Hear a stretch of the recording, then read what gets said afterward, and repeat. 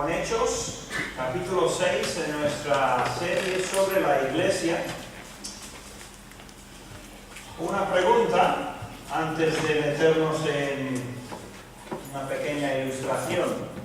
¿Cuántos, casi peligroso en una congregación grande, pero quiénes quisieran morir hoy? ¿Hay alguien? No me respondan, Dirías. Hoy vamos a estar viendo a uno que murió por su fe. Murió joven, a propósito, por su fe. El viernes comenté en el estudio que hay una chica que va a participar en las Paralimpiadas, que dice que después de participar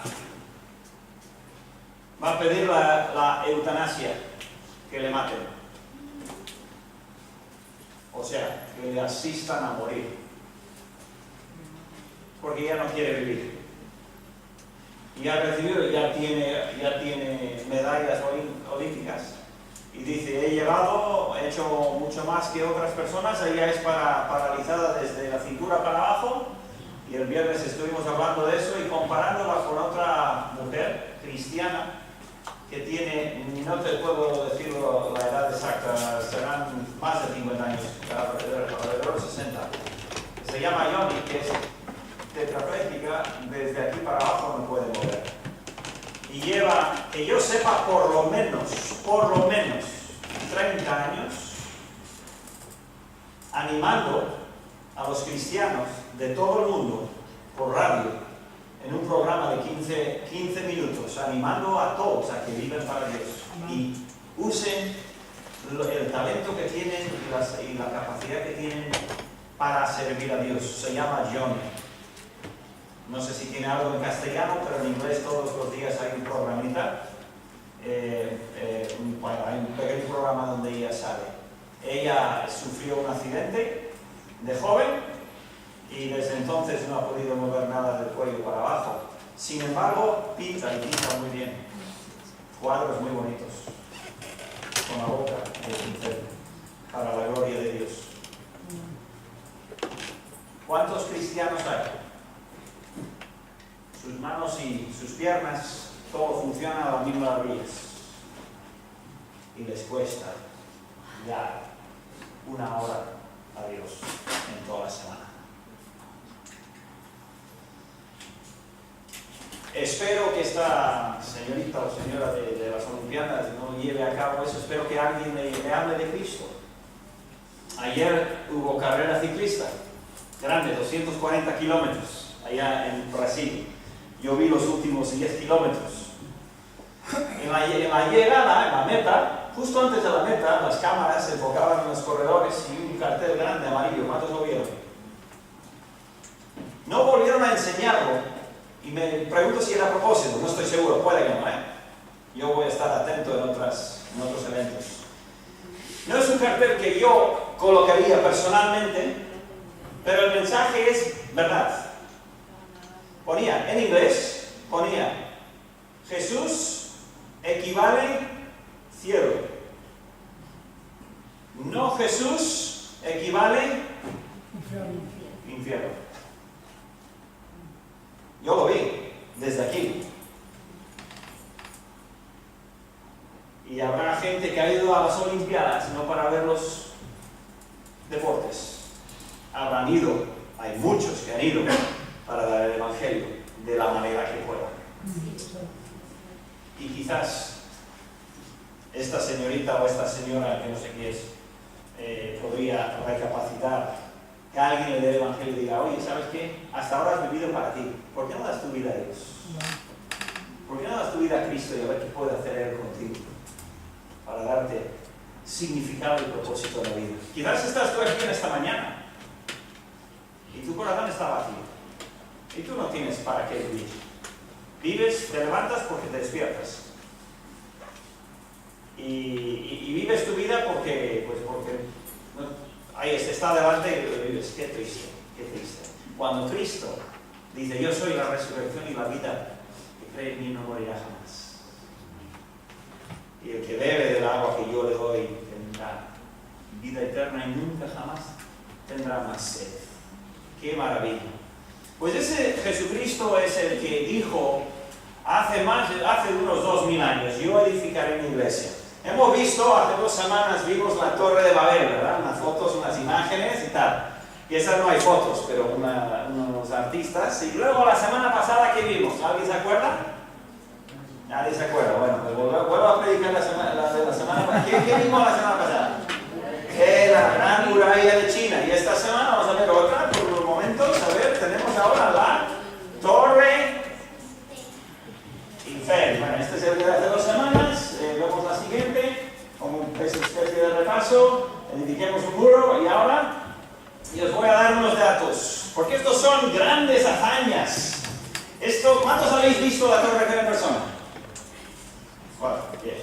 Es tremendo, si tenéis ocasión de verlo, pero os voy a decir, esto es una de las construcciones más conocidas de todo el mundo, más vistas de todo el planeta, en cuanto a números de personas.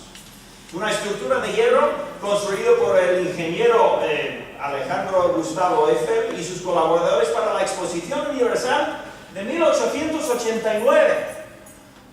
1889, situado en un extremo del campo de Marte a la orilla del río Sena, este monumento parisino, símbolo de Francia y su capital, a que todos sabíais ya antes de que yo lo dijera que era la Torre Eiffel. Creo que sí, algún pequeñito igual.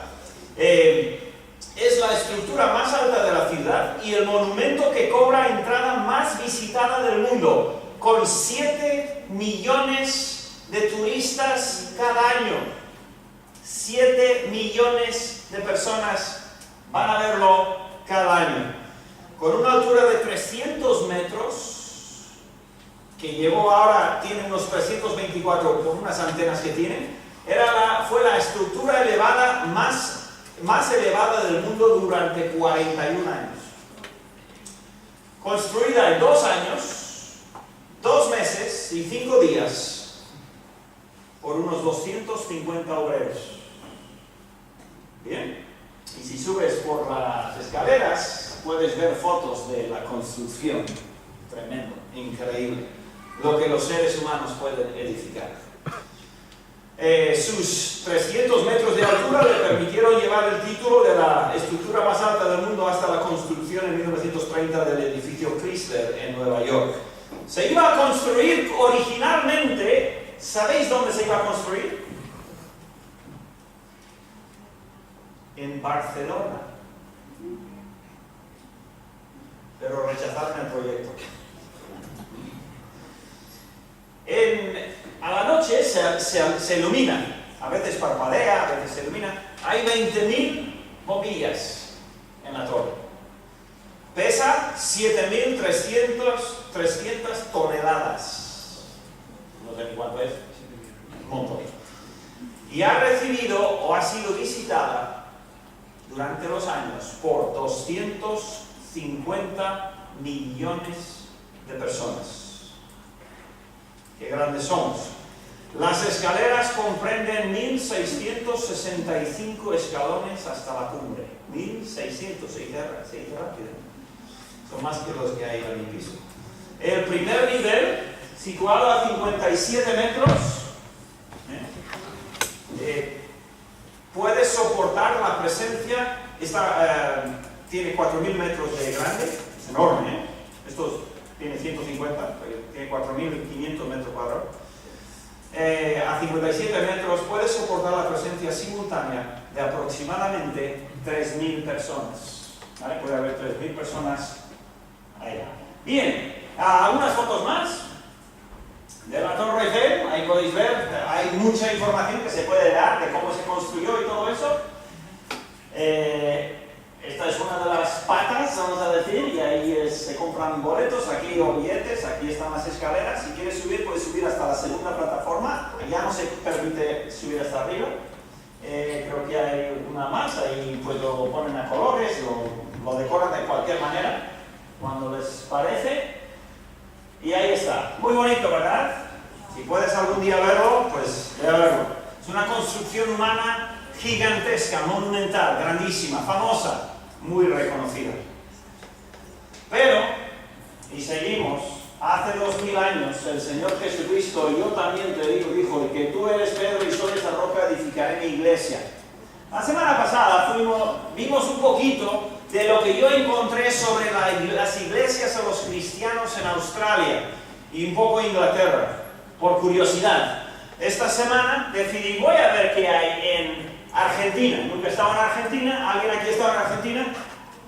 Nadie ha estado en Argentina. Sebastián, por lo menos en Argentina. Digo, voy a ver qué hay. Empecé a hacer un poquito de pregunta, ¿no? A Google, a ver qué me decía. Y porque estamos a 2000 años de que Jesús dijo eso.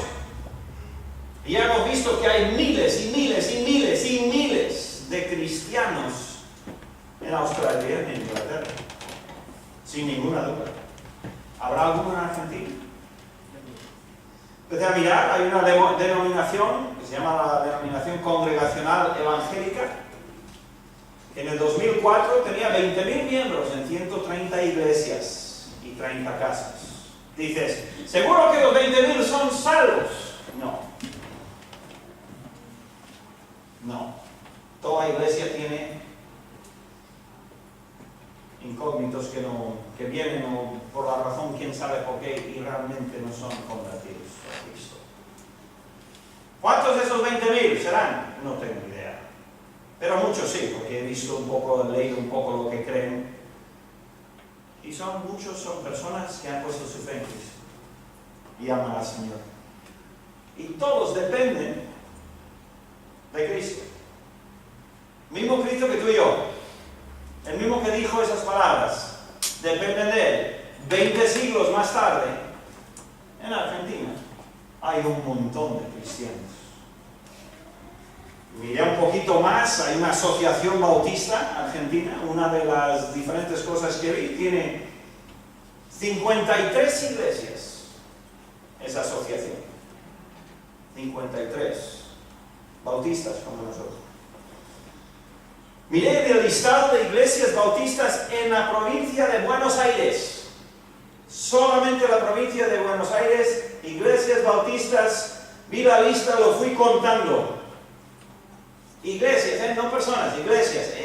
Tenía la iglesia, el pueblo, el barrio, el pueblo y la dirección. 179 iglesias.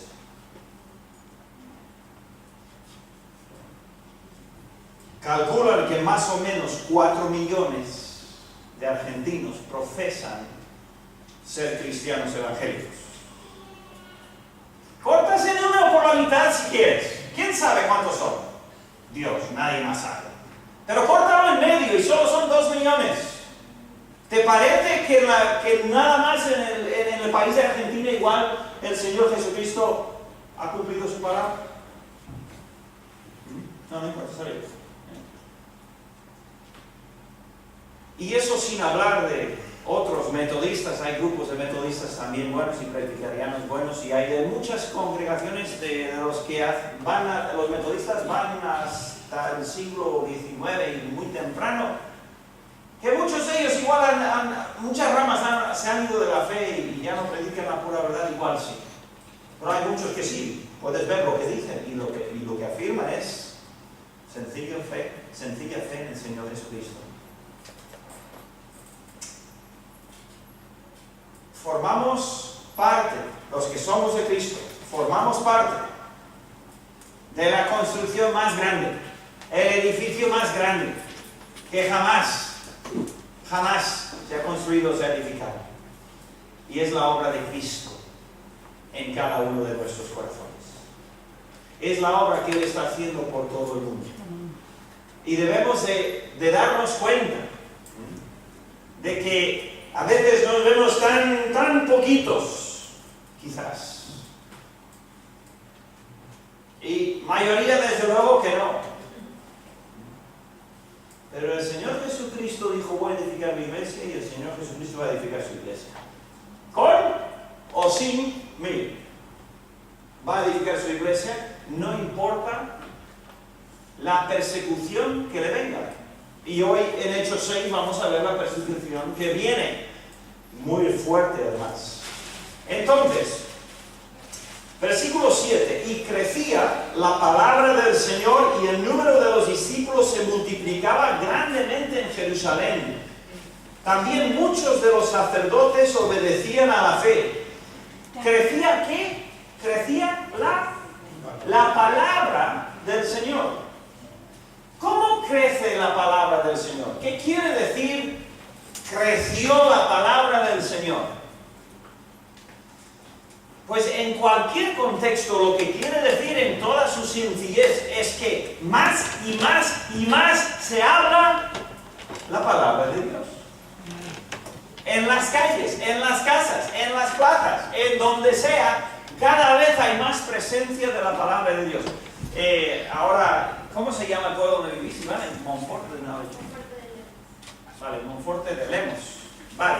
Ahora hay un grupo, bueno, hay un grupo de hermanos que se están reuniendo, que igual pueden ser 10, 15, 20, 25, no sé. Pero si esos hermanos empiezan, donde ellos viven y donde ellos trabajan, a hablar de la palabra de Dios, está sucediendo exactamente lo mismo que aquí. Solo que de aquí, de alguna manera, fue un momento especial, un momento de expansión tremenda, un momento de tremenda explosión en algún sentido del Evangelio. Y es que corría la voz del Evangelio por todos lados y crecía la palabra.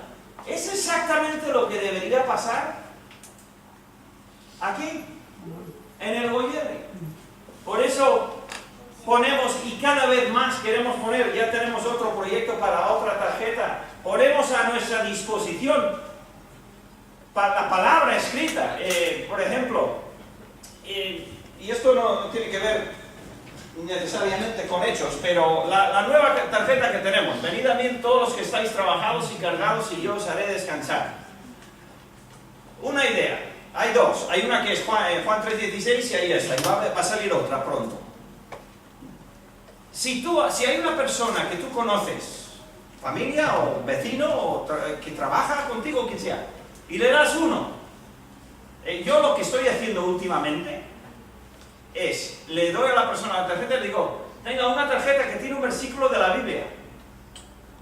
Ahora, no puedo decir que he hecho miles, ni cientos, ni decenas todavía, pero todas las veces que lo he dado, me han dicho, ¿ah, sí? Y me lo han cogido con ganas. Algunos han estado conmigo en algún viaje.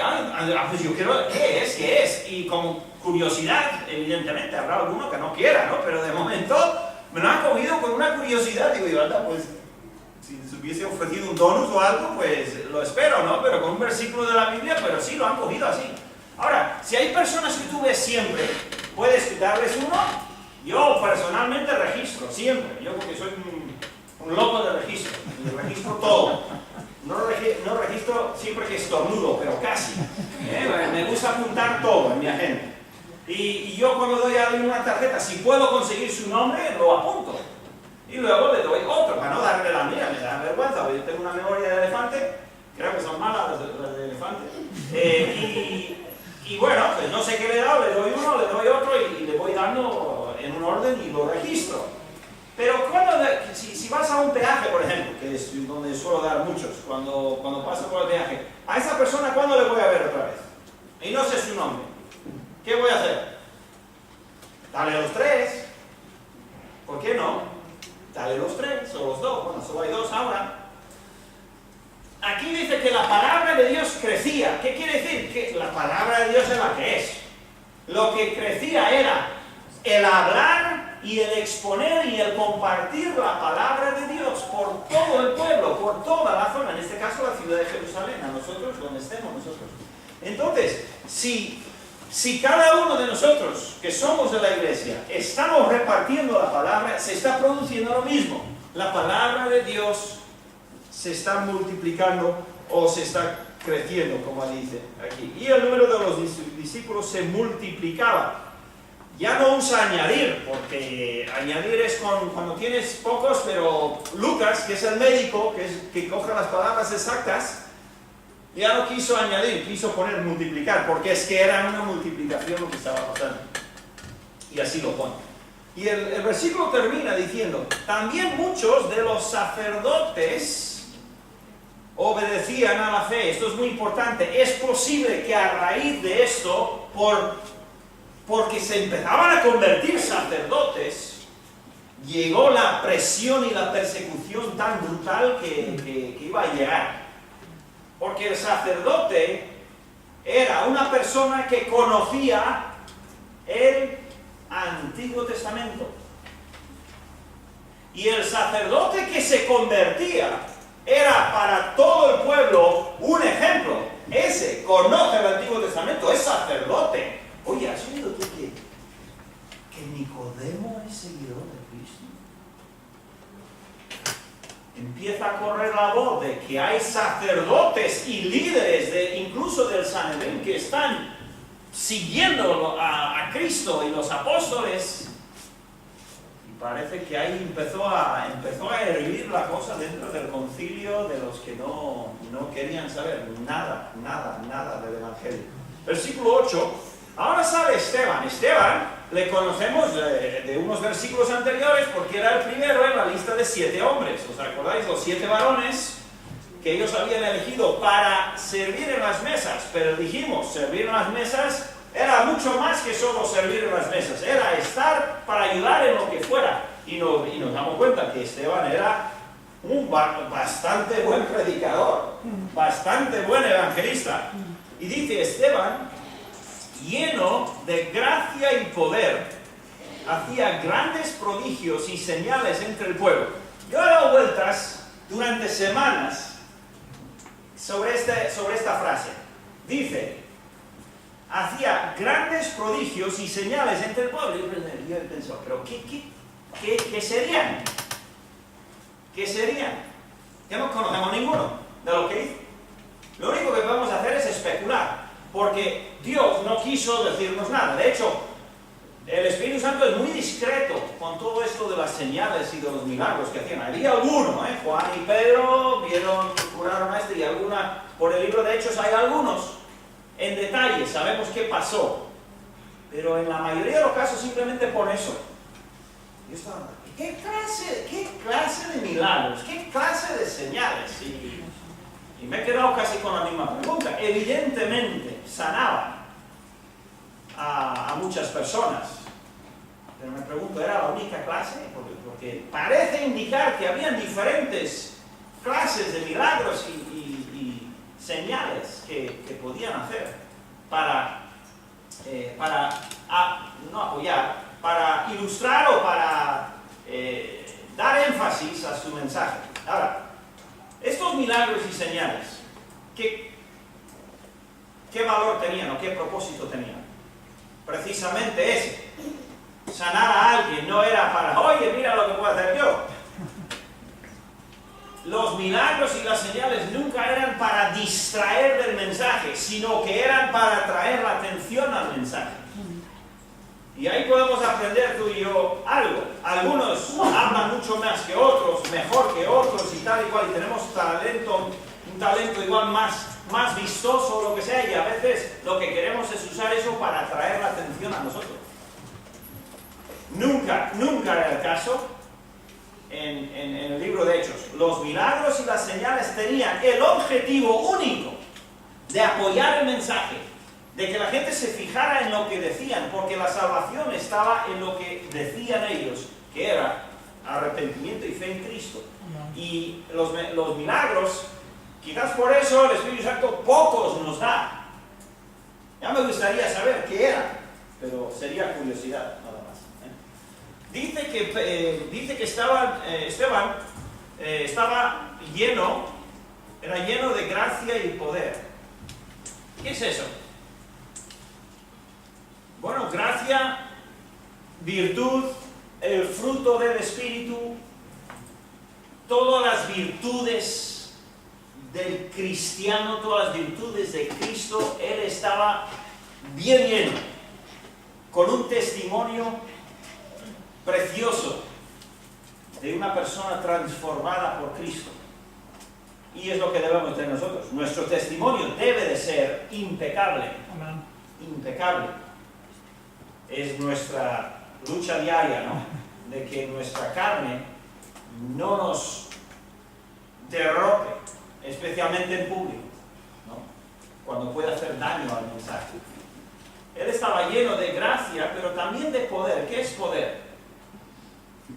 Se puede explicar de varias maneras, pero lo que quiero resaltar, lo que me gusta resaltar es, cuando alguien habla con poder o obra con poder, quiere decir que la gente presta atención. Presta atención. Dos personas hablan, a uno no le hacen caso, al otro le hacen caso. ¿Qué tiene? Poder, influencia. Le están escuchando y le están haciendo caso. Espiritualmente, el único que puede dar eso es Dios. Que la gente, a ti como cristiano, que cuando tú hables te escuchen y se fijen y hagan caso a lo que tú dices y lo mediten y lo piensen, eso es un regalo de Dios a los que están, yo creo, también llenos de gracia. Es algo que deberíamos pedir: Señor, lléname hoy de tu gracia y de tu poder. Que las palabras que yo dé, o el evangelio que yo dé, o la tarjeta o el folleto que yo dé, no simplemente se vaya a la basura, sino que alguien lo lea y alguien se fije en el mensaje. Él, lleno de gracia y de verdad, hacía grandes prodigios y señales entre el pueblo. 9. Entonces se levantaron unos de la sinagoga llamada de los libertos, que eran esclavos romanos que habían sido liberados por Roma y habían salido, eran judíos, esclavos libertados. Y luego dice un montón de frases, y vamos a correr por este versículo, pero lo que nos está dando Lucas es un montón de detalles. Recuerda, Lucas es médico, y el médico ama los detalles, vive de los detalles, y cuando el médico te opera, tú vives, porque él se fija en los detalles, ¿vale? No era ese el ojo, era el otro, fíjate. Entonces, los detalles son importantes y un médico sabe. ¿Dónde está mi bisturí? Ay, se me ha quedado dentro, ¿qué? Son bromas, ¿no? Pero, ¿tú quieres que el médico haya pasado los exámenes con un absoluto 10, ¿no? El que te opere a ti. Que le opere no, a tu suegra, no. Que le opere, que operen a otro, el que tiene poca, el que pasó justo, es broma lo dice. El que pasó los exámenes justo, ¿tú quieres que te opere? El que va, ¿dónde dejé yo eso el otro día? No, detalles, pues él da detalles y da muchos detalles, porque es médico. En parte, evidentemente, el Espíritu Santo. Entonces se levantaron uno de la sinagoga llamada de los libertos y de los de Cirene, de Alejandría, esto es Egipto, África, de Cilicia y de Asia, esto es al norte, en Asia Menor, disputando con Esteban. Entonces hay gente que no le gusta el mensaje de Esteban, no les gusta el mensaje del Evangelio. Y dicen, tenemos que ir a por versículo 10, pero no podían resistir a la sabiduría y al espíritu con que hablaba. Esteban va a morir, no sé si lo sabe, pero Esteban ha recibido del Espíritu Santo una llenura, yo diría, especial, una elocuencia especial, un poder especial para el momento, porque él va a ser un ejemplo para siempre, para la iglesia. Él es muy elocuente, sabe muy bien hablar, el Señor le usa, y es que no pueden con él. No pueden con él. Les deja, no sé si a propósito o no a propósito, les deja en ridículo con sus argumentos y queda muy claro que Jesús era y es el Mesías y ellos le habían matado. Entonces sobornaron a unos para que dijesen que le habían oído hablar palabras blasfemas contra Moisés y contra Dios. Y soliviantaron al pueblo, quiere decir que removieron al pueblo, a los ancianos y a los escribas, que no necesitaban demasiado, Y arremetiendo le arrebataron y la trajeron al concilio. El concilio ya está en contra de ellos. Y ahora han podido coger a uno y le van a hacer sufrir. Y pusieron, versículo 13, y pusieron testigos falsos que decían: este hombre no cesa de hablar palabras blasfemas contra este lugar santo y contra la ley. Hay muchas personas en nuestra sociedad que son ateas por ignorancia, porque no saben, porque no entienden, porque no han mirado, no han pensado, no han escuchado, lo que sea. Pero los hay que les llaman nuevos ateos, que más que ateos lo que son es anticristianos. Y vienen con esta actitud, tramposos, para engañar sobre el cristianismo y sobre lo que es Cristo y sobre lo que es el Evangelio. Por eso os recomiendo el libro, que ahora he puesto ahí, que hay 3, no creo que van a durar, voy a traer más. Disparando contra Dios, desenmascara toda esta filosofía, donde engañando, mintiendo, intentan decir que no hay Dios, que Dios no existe, con argumentos falsos, argumentos mentirosos, engañando. Y es lo que hacen estos también. Son religiosos, tienen mucha religión, están en la sinagoga siempre, pero sobornaban y soliviantaron al pueblo con sus mentiras y sus engaños, y pusieron falsos testigos. Estos hombres no quieren la verdad. Ellos no están queriendo limpiar a Jerusalén de un virus. No. Ellos no quieren la verdad. Y lo quieren quitar, lo quieren apartar. Como el pobre Nabot, en 1 Reyes 21, con Acab y Jezabel. Quitarme. Sacar unos testigos falsos para deshacernos de él. Pues le hemos oído decir que ese Jesús de Nazaret destruirá este lugar y cambiará las costumbres que nos dio Moisés. ¿Qué cogían? Las palabras de ellos y los torcían, los manipulaban de forma que lo que decían los creyentes, ellos le daban un revés, le torcían por un lado para que estuviesen diciendo cosas que no eran ciertas. Es exactamente lo mismo lo que hacen hoy en día. Aquellos que no quieren el Evangelio y no quieren a Dios. Nuestra responsabilidad es brillar con la luz del Evangelio en nuestra posición donde estemos, dando a conocer la verdad. Pero entendamos que va a haber personas así. Y terminamos por hoy en el versículo 15. Entonces todos los que estaban sentados en el concilio, al fijar los ojos en él, y quiero que os acordéis de esta frase y lo vayáis pensando durante la semana, vieron su rostro como el rostro de un ángel.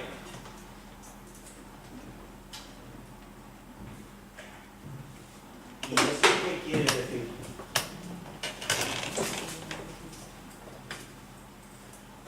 Vieron su rostro como el rostro de un ángel. Dale vuelta. ¿Quiere decir algo? Seguro, si no, no lo habría dicho. Una frase muy peculiar. Pero van a matarle. Ya lo tienen decidido. Él todavía no ha hablado. Pero le ven el rostro, y el rostro es como el rostro de un ángel. ¡Qué cosa! ¡Qué cosa! En ese momento, Esteban, si antes tenía, no lo sé, pero en ese momento, Esteban no tiene ningún temor. No teme absolutamente nada. Tan envuelto está Esteban con su Señor, tan unido con Cristo, que hasta se parece de alguna manera a uno que ya está en su presencia, como un ángel. Y bueno, queda lo que queda, siguiente capítulo. Así que vamos a dejarlo ahí, que ya es un poco tarde, y terminamos. Gracias, Señor, te damos por esto.